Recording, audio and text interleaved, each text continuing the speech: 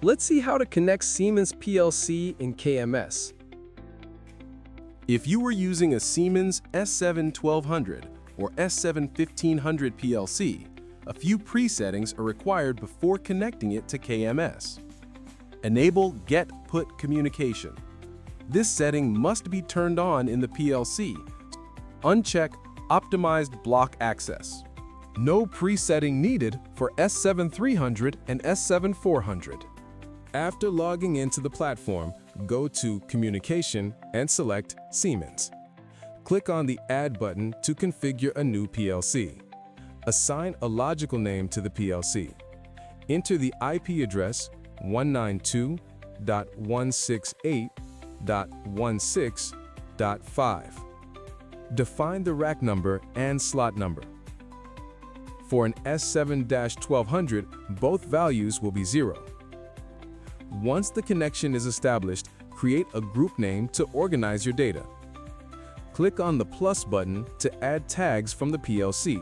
For example, logical tag name, current, DB number, 11, offset address, the starting byte address within the DB that is 0, data type, real.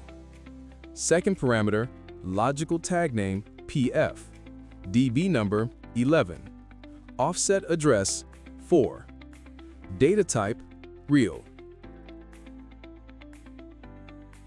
Preview the tag to validate.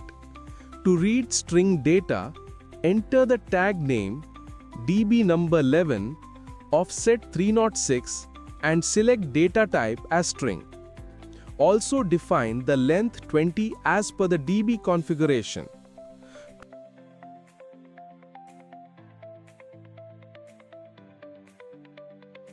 To read the ID tag from DB, define the DB number 11, offset 40, and length can be defined as per input max length.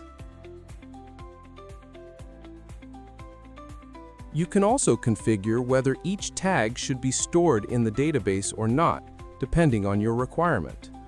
In addition, you have the option to apply dynamic contextualization, which allows you to enrich the data with meaningful context before storing or using it. Furthermore, the platform provides a write-back facility into the PLC